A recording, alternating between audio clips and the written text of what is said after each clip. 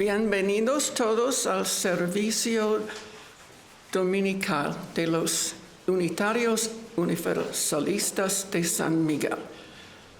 Welcome everyone to the Sunday service of the Unitarian Universalist Fellowship of San Miguel de Allende. Estamos contentos de estar juntos via Zoom y aquí en la aldea. We are glad to be together via Zoom and here at the aldea.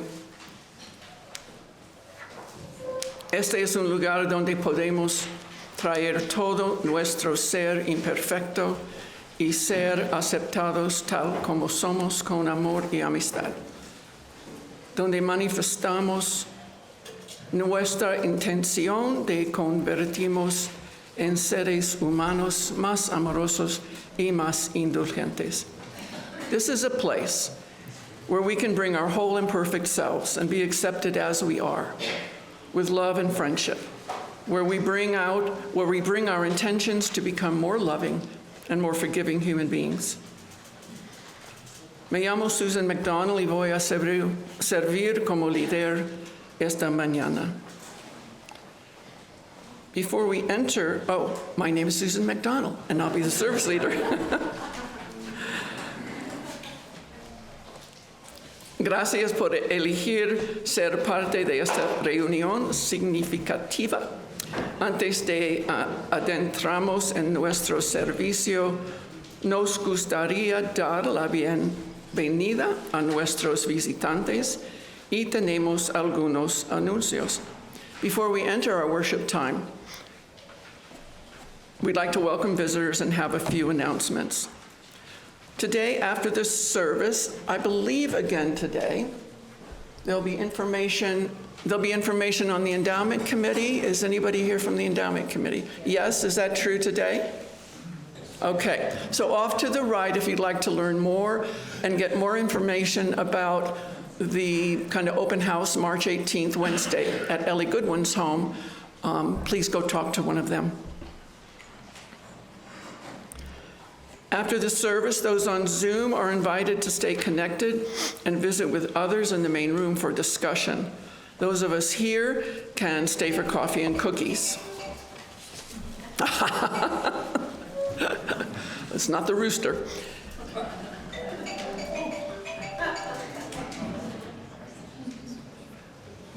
Después del servicio, aquellos en Zoom están invitados a quedarse para una plática e invitamos a aquellos que están con nosotros en la aldea para café y galletas. So si tenemos visitantes aquí hoy, if we have visitors here today, póngase de pie, por favor. Would you please stand so that we can see you and greet you during coffee hour? Welcome. Bienvenidos. Muchos. Thank you. Wonderful. Gracias. We do record our Sunday services, our Sunday in-person services, and you can find a link to these on our website at UUFSMA.org. Each Sunday service will show up sometime later the following week, typically, and you can find older ones on the website as well. Y ahora entremos en un momento de contemplación y gratitud mientras compartimos este tiempo juntos. Now let's enter into a time of contemplation and gratitude as we share this time together.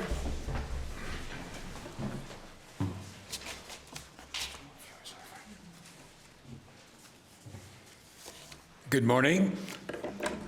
I'm the Reverend Tom Rosiello, minister of this fellowship, and it's wonderful to be with you again. Once again,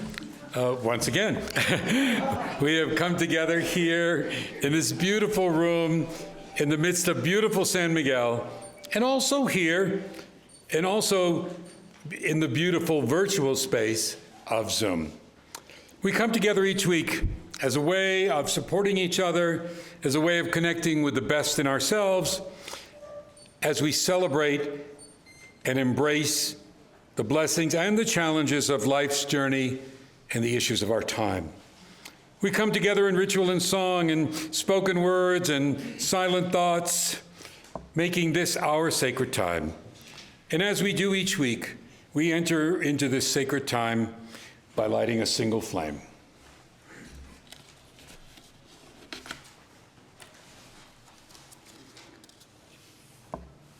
This flame represents the light of truth, the warmth of community, and the fire of our commitment to justice.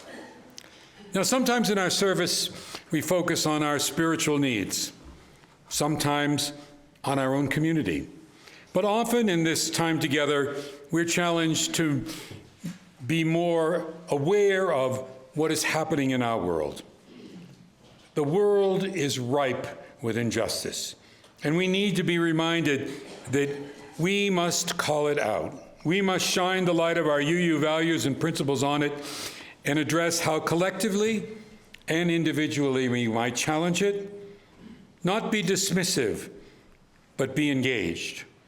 At times, our worship educates, calls our attentions to matters that may not be on the radar screen of our daily living. And sometimes our worship asks us questions. Do you hear? Do you see? Do you know? Do you connect the dots? Are you paying attention to what's happening?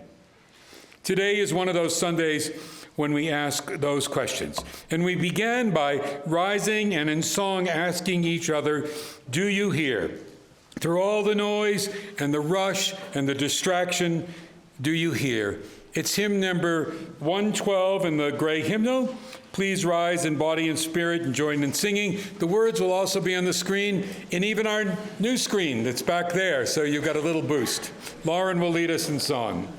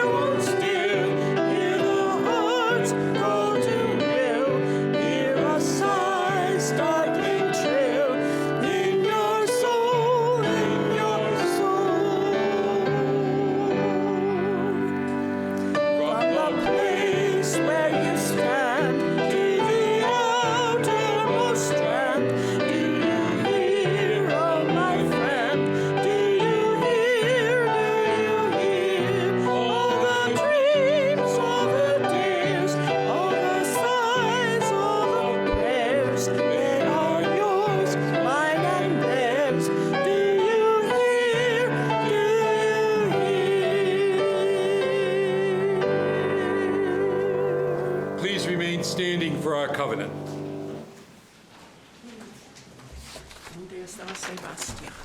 Sebastian? Yes, he's coming. Way back there.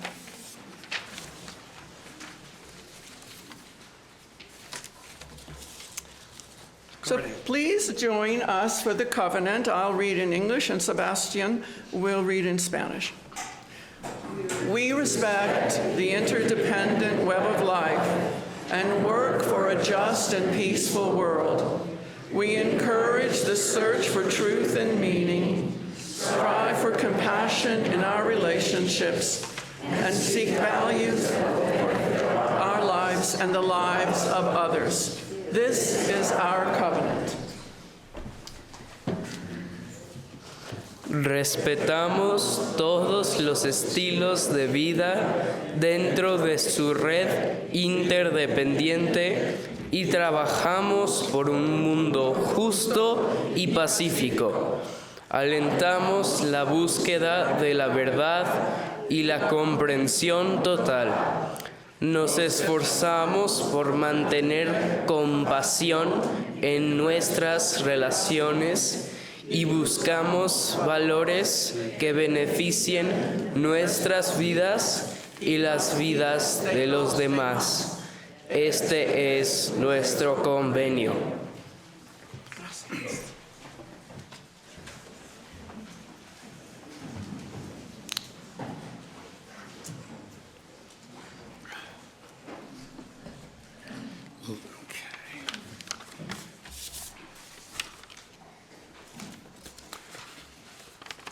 Each week in our service, we take time to share significant joys, sorrows, and concerns of members and friends with our community.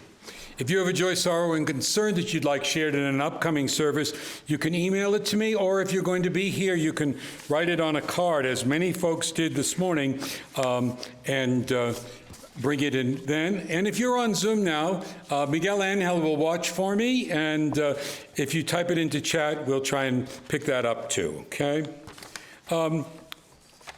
First, it was almost a year ago that Jerry Fastrup passed away, and his birthday is coming up the end of March, and we are going to celebrate it with a wonderful memorial service here. So I just wanted to light a candle for Jerry and also encourage you to mark March 30th at 2 p.m. on your calendar. An announcement went out, but I just want to make sure everybody's on board with that. I'd like to light a candle of healing wishes going out to Margot Johnson, who had surgery Friday in Texas to fix her broken foot, and it all went well, and she's going to be two-stepping soon, she says. She's right now eating Bluebell ice cream, which I never heard of, but evidently that's a Texas thing. Okay. I'd like to light a candle again for healing wishes going to David Stair. He took a fall, broke his hip, and had a hip replacement. He is recovering at home well, and I hope to see him this week. Our own wonderful pianist, Paula Pease, took a little fall and injured her hand, and Malcolm has jumped in to fill in, but not serious, but let's hope that that heals up quickly. Okay, let's go to some of the cards.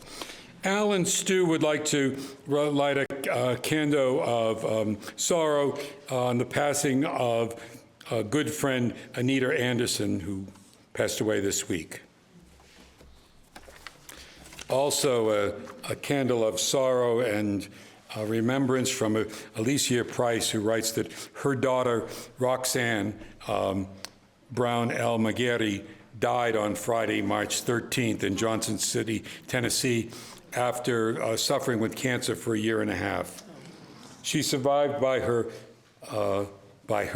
husband, Rachid El Magari, her son, Nicholas, and her daughters, Alexandra and Hannah, and burial plans have not yet been made. Have a celebration from Tom and Ty. Today marks the one-year anniversary of them moving to San Miguel. And I know I'm missing a couple of others. Where did they go? Let's see.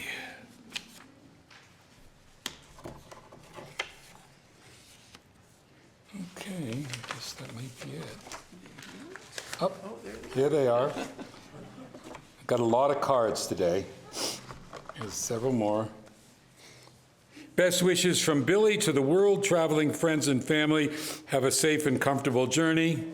This is what I was looking for. Marguerite Bos has moved to Colonia Guadalupe, and she's going to be a regular member of our UUFSMA, and we're so grateful for that. But she also has moving boxes and like wardrobes and stuff to give away. So raise your hand, would you? If anyone needs those, you can see her afterwards, and welcome her to our community. Marco from our endowment committee wishes to gratefully acknowledge an anonymous donor who made a gift to the endowment in honor of Margot Johnson. Okay, I think I've, okay, we have one other announcement. That's that. Okay. Well, our joys, sorrows, and concerns are certainly not limited to our community. Let me check first to see if we have any on Zoom. None. Okay. All right. I want to light a candle for the Jewish people, especially those affected by the anti-Semitic attack on the temple outside Detroit, Michigan. Thankfully, none of the children or staff there were harmed.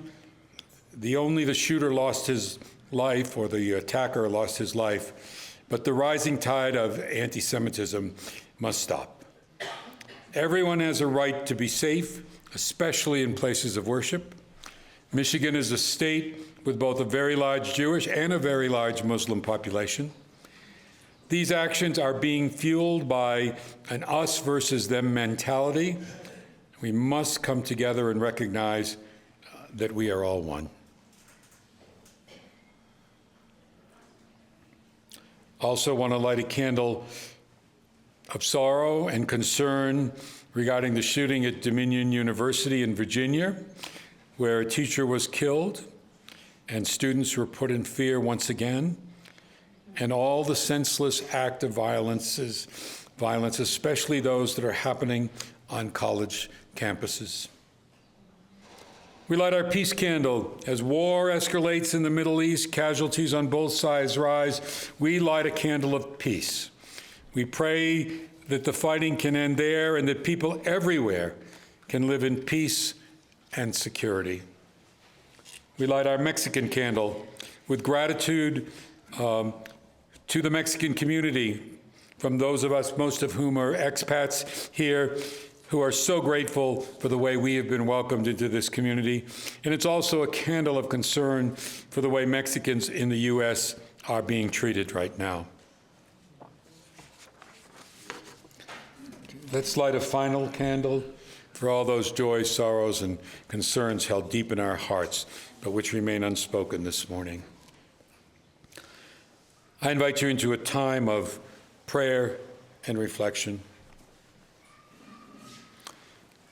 Holy One, force of the universe and our innermost strength, open our eyes that we may be observant of the perpetual miracle of life and love, appreciative of Earth's splendor and nature's beautiful but fragile existence, alert to the needs of others, painfully aware of the injustices and violence in our world, of the sights of suffering and hopelessness, but also of the incredible display of strength and dignity and resilience of ordinary women and men who thrive against the odds.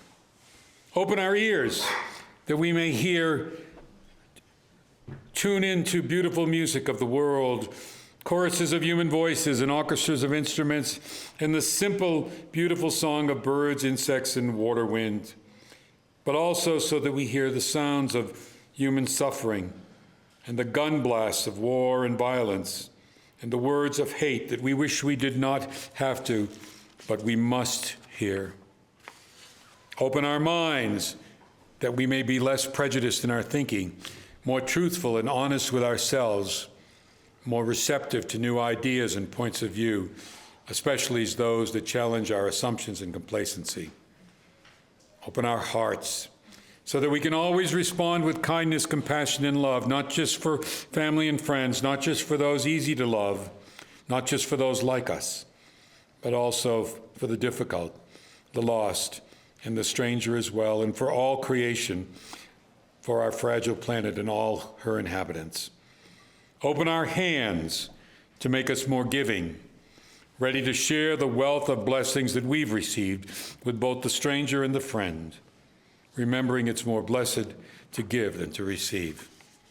Finally, open our lips, not for idle boast or foolish speaking, but to utter words of support and encouragement, comfort and hope, and to proclaim justice and righteousness, to call out injustice, to speak for those voices that are not heard. Open our eyes, our ears, our minds, our hearts, our hands, our lips, that we might make real the teachings of our faith and the dictates of our conscience. Let us now be led by beautiful music into a time of silent reflection, and during which you may come forward and light a candle for any joy, sorrow, or concern, whatever's upmost in your hearts this morning.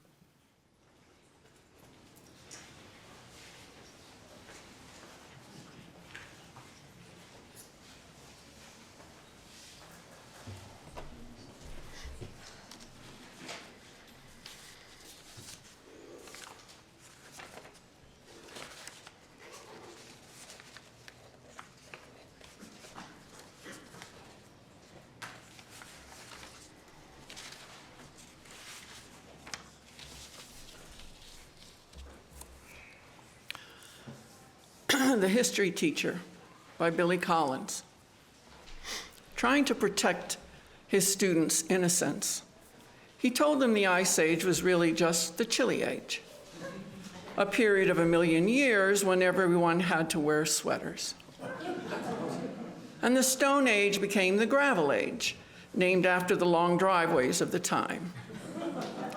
The Spanish Inquisition was nothing more than an outbreak of questions, such as, how far is it from here to Madrid? What do you call the matador's hat? The War of the Roses took place in a garden, and the Enola Gay dropped one tiny atom on Japan. The children would leave his classroom for the playground to torment the weak and the smart, mussing up their hair and breaking their glasses while he gathered up his notes and walked home. Past flower beds and white picket fences, wondering if they would believe that soldiers in the Boer War told long, rambling stories designed to make the enemy nod off. And you may stand, if you are able, for our hymn 119. The words will appear on the screen, and they're in your hymnal. Once to every soul and nation.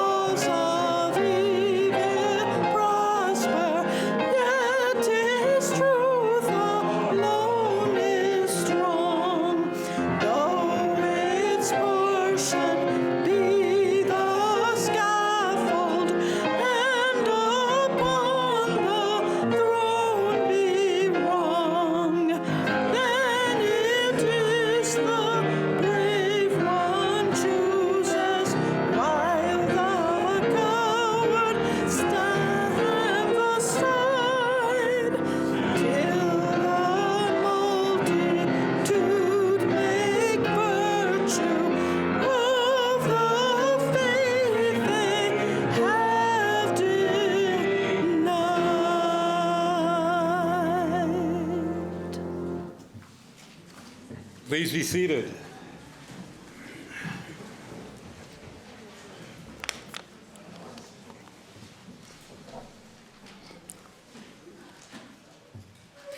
Si usted desea una traducción del sermón en español, por favor, levante la mano. ¿Otra persona? Dos allí. Francois, two over there. Okay.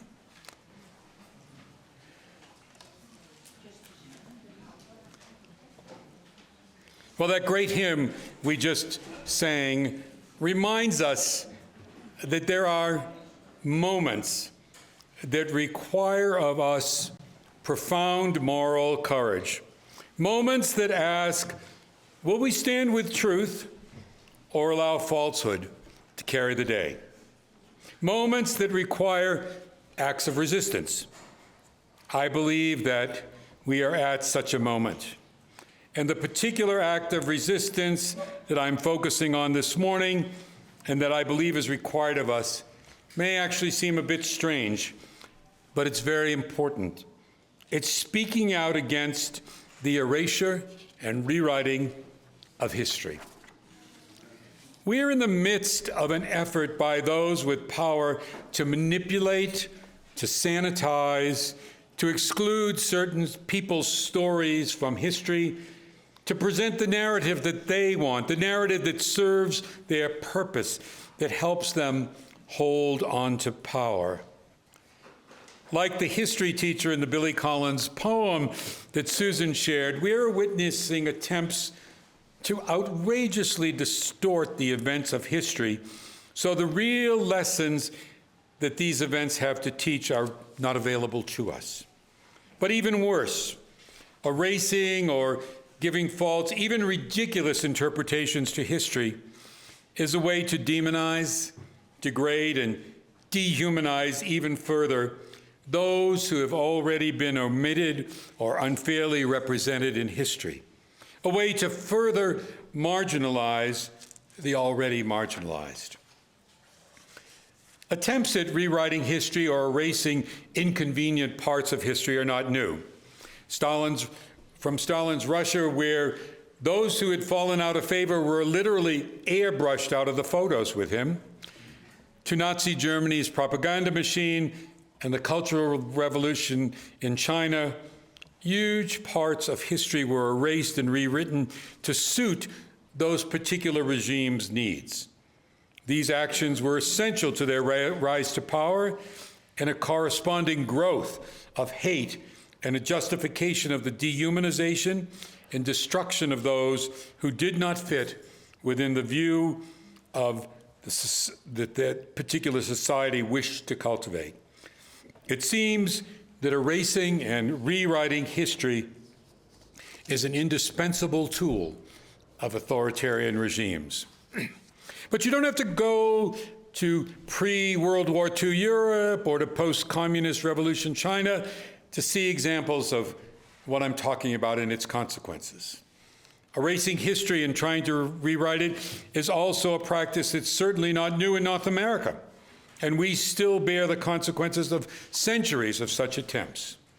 And it's only in our lifetime had, and I mean the past tense, I mean had, some of the real history behind the lies start to emerge.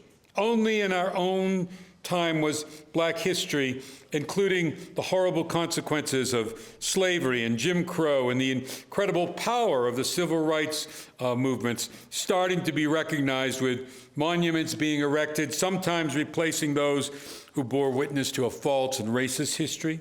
Only in our own time were Black history museums built and textbooks and children's books that told the whole story published. Did you grow up learning about the prosperous Black section of Tulsa, Oklahoma, known as Greenwood, that was burnt to the ground in one of the worst acts of racial violence in U.S. history? I didn't. Was it in your history book? Taught in your history class? It was not in my history book, not taught in my history class. Now, if you grew up in Canada or Mexico or the US, did you understand the incredibly cruel slaughter of the Native American populations? Or did you think that cowboys and Indians was just a fun game to play? Did you really understand the horrible massacre and enslavement of indigenous people to do the labor of the white European conquerors? Did you learn about the efforts to distort and demean Native American indigenous culture by what might be actually one of the cruelest methods, taking their children, taking them from their parents, to school them in a way that they would grow up to hate or be ashamed of their culture? And how many of those children suffered incredible abuse at the hands of their white, so-called Christian rescuers? Of course, the list of the times when male white supremacist culture systematically failed to tell the story of black people, of immigrants, of indigenous people, LGBTQ people, and women, or it told it in such a way it legitimized their actions, could go on at length. But in our lifetime, there have been some attempts to correct the record. And with the Truth and Reconciliation type programs in Canada and the DEI and restitution programs in the US and real recognition of women's equality and LGBTQ rights, some efforts, far from adequate, but still some efforts to teach the real history and to remedy the consequences of erasure and misrepresentation had been happening, but not anymore. A couple of years ago, I might have preached this sermon with an eye towards how we might help advance some things already in progress, how we might support DEI programs or honor Black or immigrant or LGBTQ history.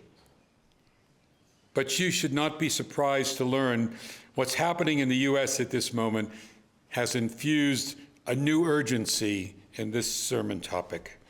It's no longer about continuing progress to learn and teach our history, but trying to prevent it from being erased altogether and rewritten in a way that will surely set back the ideas of equality and inclusion decades, making the majority culture the only culture and demeaning all those who do not fit within its pure American view. You know, it's such a fiction for a country of immigrants and a continent that was populated with indigenous people long before European conquerors arrived, and nations within that continent that have long histories with slavery, with slaves either captured from indigenous people or brought from Africa, slaves who literally built those nations. Such an unjust lie to have them erased from history or their story whitewashed. But here we are. What inspired me, or called me, if you will, to preach this sermon today was watching a news program showing workers from the National Park Service using crowbars to remove interpretive signs on the first president's house in Philadelphia. Signs that explained that George Washington kept 9 slaves there. Yes, this exhibit certainly presents a poignant contradiction with the nearby Liberty Bell and Declaration of Independence, but it is all part of an American history. You know, it looked like acts of vandalism taking place by a group of thugs, but it was the National Park Service employees erasing history at the instruction of the Trump administration. The directive from the president was to remove or rewrite anything that might disparage Americans, and we know that that does not mean all Americans, or promote corrosive ideology. Corrosive ideology? I guess that corrosive ideology is the idea of diversity and equity and inclusion. I guess what we proclaim as our core principles would be labeled a corrosive ideology. The administration wants to present what it considers a more positive view of U.S. history, maybe like that history teacher in the poem that Susan read for you. I've even heard some of them speaking, and you may have heard this too, of the benefits of slavery to the slave, learning a trade, saying that slavery wasn't all bad. Really, Mr. Trump? Try as you might, you can neither erase the history of slavery or put a happy face on it. But that's not all the National Park Service was required to do. In Lowell, Massachusetts, not far from where Malcolm and I spend our summers, some of the many textile mills of the Industrial Revolution have been turned into a national monument that honors particularly immigrant labor in the textile industry. The National Park Service was recently ordered to stop showing a film about the women and immigrants who worked long hours in these sweatshops. Of course, better not tell people about the incredible contribution of immigrants, right? Certainly erasing the history of the contributions of the LGBTQ community and their still ongoing efforts for equal rights and respect were not in any way immune from Trump's attacks. First, the pride flag was removed from the Stonewall Monument in New York City, and then the plaques were changed to remove all reference to trans people who were so instrumental in this chapter of the fight for LGBTQ rights. This is yet another attempt by Trump to remove from history anything that doesn't fit within his ideologies, this time gender ideology. And his gender ideology, of course, we know is that there are two sexes or genders assigned at birth, and that's it. It's not just history, by the way, that doesn't fit with Trump's worldview that is being erased. It's also science. In many national parks, exhibits about the effects of climate change are being removed. At Muir Woods, the national park home of the magnificent redwoods, a plaque was removed explaining how these trees can store carbon dioxide and help slow the Earth's dangerous warming. Well, thus far, I've only spoken of history and science being erased by one small part of the federal government, the National Park Service. But the campaign is certainly far more extensive and more serious than just that one federal agency. Agency after agency are scrubbing their websites of all sorts of material that do not meet Trump's criteria. Exhibits of African American or LGBTQ history are being edited or removed from museums, including the Smithsonian, and funds to educational institutions who teach the real history are being withheld. And it certainly doesn't stop with the federal government. State and local governments are telling teachers what they can teach and how they can teach it. Perhaps that poem about the history teacher is not so far-fetched. In many places, nothing about LGBTQ people can be taught at all. And any honest discussion about the history of slavery and racism are banned. Textbooks are being rewritten. Books that talk about racism or LGBTQ equality are being removed from school and community libraries. You know, the scope of this effort is unbelievable. Books like Toni Morrison's Beloved or her book, The Bluest Eyes, which tell about the Black experience in America, are being taken off shelves. Any book that hints at the acceptability and even the existence of different kinds of families, families with perhaps two dads or two moms, is being tossed into the trash can. You think the history teacher poem is far-fetched? Well, one of the children's books banned is a story about two male penguins in the New York City Zoo who adopt and raise an orphaned baby penguin. Now, isn't that a threatening story? It would be funny if it wasn't so sad, you know. It's almost hard to grasp, but erasing and rewriting history and science is everywhere, and the effects are profound. The rewriting of history, the manipulation of facts, distort the truth just enough to encourage an us versus them mentality. And this sanitized view of history that is being thrust upon us at every opportunity, from at political rallies to in classrooms of little children, from museum exhibits to national monuments, from the books we read to those which are banned. All these efforts to erase and rewrite history obscure such important matters that shape our history. Indigenous genocide, slavery, Jim Crow, the contributions of immigrants and women, the stories of courageous LGBTQ people who fought for civil rights. These efforts to erase history perpetuate division in our societies, that have been trying to move beyond, and perhaps even more importantly, these efforts do something else. They scapegoat marginalized people, blaming them for societal problems of our time and therefore justifying their exclusion, even denying their existence, justifying attacking them, justifying them being part of the fabric of society. And that's true if it's Jewish people or gay people or women. These are all ideas explored in former Yale professor Jason Stanley's book, Erasing History: How Fascists Rewrite the Past to Control the Future. He summarizes his message with these words: "One lesson the past century has taught us is that authoritarian regimes have often found history profoundly threatening. At every opportunity, these regimes find ways of erasing or concealing history in order to consolidate their power.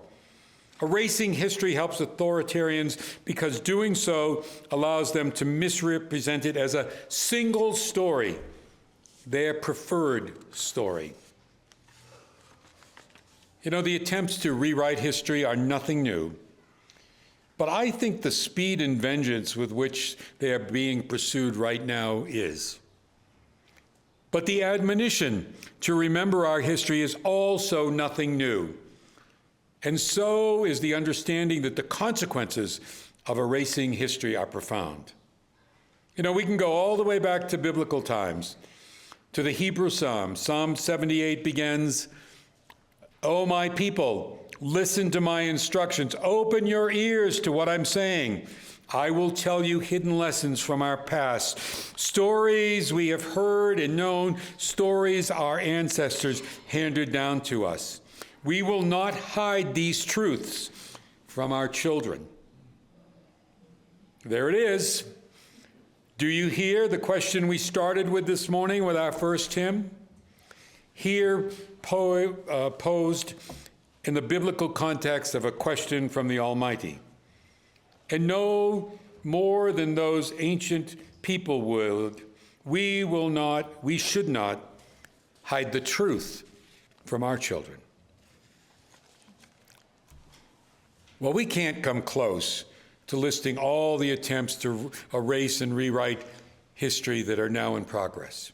We cannot minimize the power of getting rid of parts of history, the power that it gives to authoritarian movements, and how that is being used to their ends right now. We cannot overemphasize the need to resist in whatever way we can. Write your representative if you have U.S. roots, particularly if something is happening in your district. Speak with friends, and better yet, with those who may be buying into the revisionist version of history. Protest if you're able. On the book jacket endorsement of Stanley's book, which I quoted from earlier, Congressman Jamie Raskin wrote, "Those who fight for the past can save the future."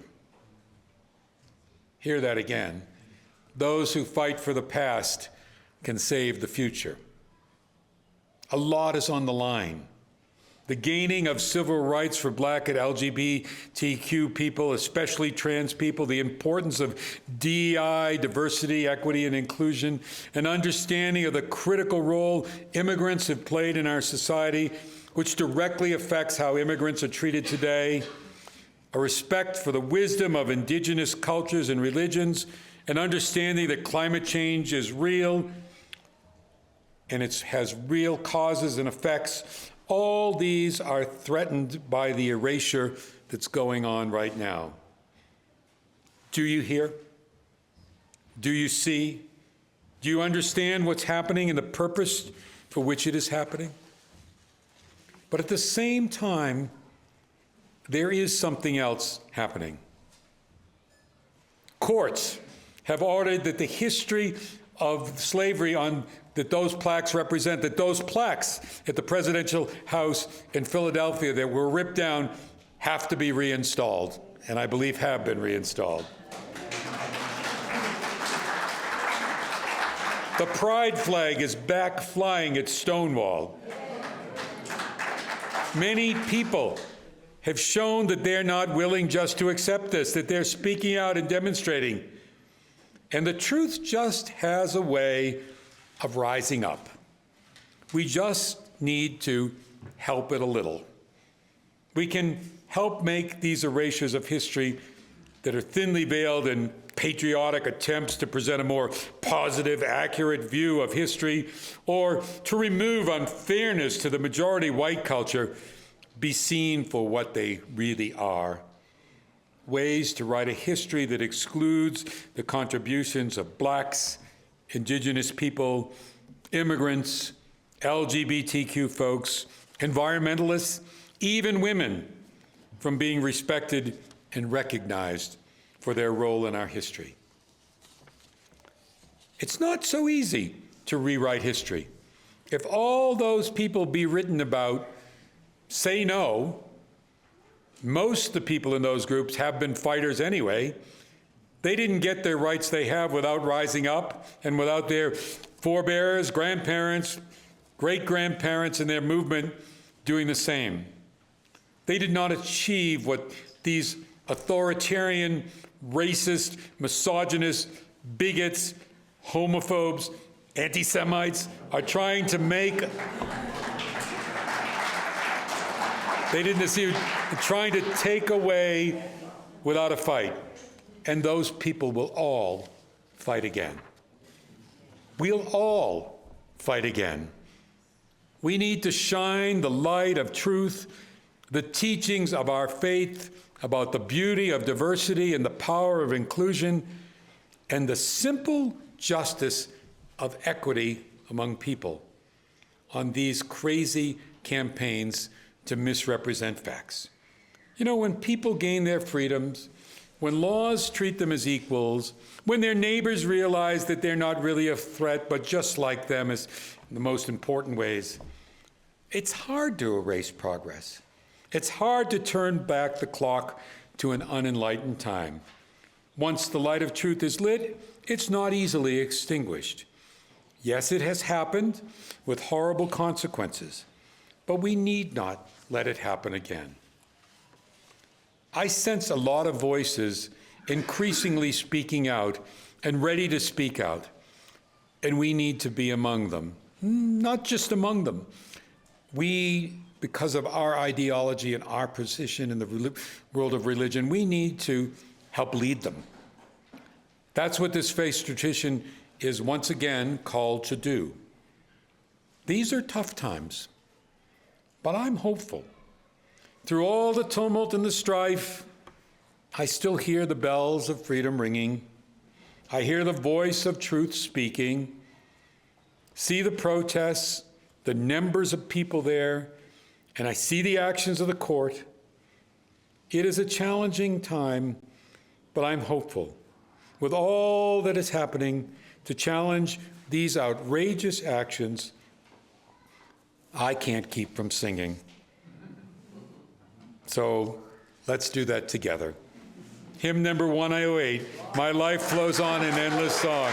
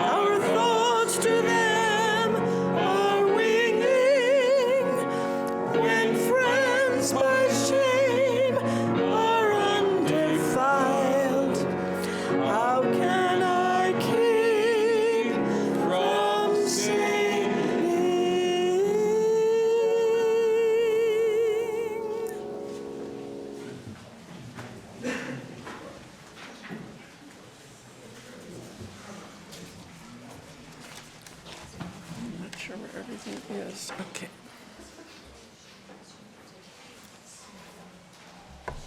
This is our time as our worship hour draws to a close to remember the importance of generosity in our lives and the lives of people we love. So I'll offer these brief words for ahead of our passing our offering baskets.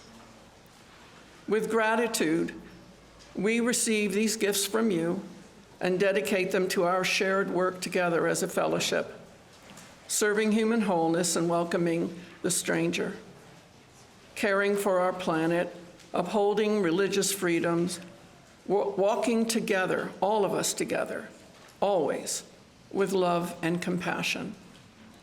Your gifts will be gratefully received and put to very good use within our fellowship. Thank you.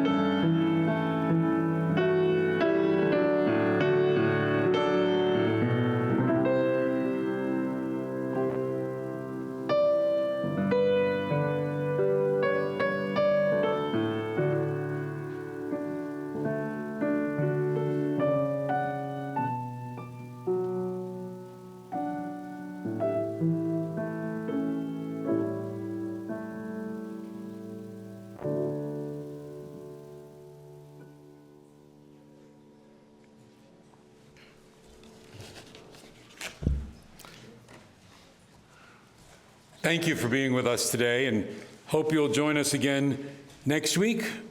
I'd like to extend a special thank you to our musicians, George Aronson and Malcolm Halliday. Malcolm stepped in at the last minute because Paula injured her hand to play the hymns, and George sings in Chorale San Miguel, and of course Malcolm conducts it, and they have a wonderful concert featuring some of the great music of Vienna coming up on March 27th. And as they generously give their time to enrich our worship service, we hope you'll support them in their music efforts. And Malcolm, I believe, has information and tickets that you can talk to him about afterwards. Also, we'll be beginning a session of UU 101, or New to UU course. The in-person version, it's starting next Thursday. It has been delayed due to members of our staff who usually works on this with me being out ill. But we're ready to go, and you need to sign up either at the table over here with Sophia after the service, or email Sophia. You got a notice in your order of service today. You also got an online notice. Later in the year, I will offer a similar course, probably not for several months, on Zoom. But this is an in-person course. Many of you wanted that, so we will have it. You know, when there's so many new folks here today, we sometimes kind of just create a pop-up thing. We don't have the back room, but I will plan to go over here afterwards. If any of you would like to just grab your coffee and you can pull up a chair, sit down, and learn more about us or Unitarian Universalism, or just not have to stand to have your coffee, whatever you like, okay? We'll create something. I think over here is probably the best we can get in terms of it'll be a little noisy, but we'll do our best. Words of George Santayana. Those who can't remember the past are condemned to repeat it. Let us go forth, ready to meet the challenges of lies, misinformation, and distortion with the power of truth and the force of love. May peace be with you till we meet again.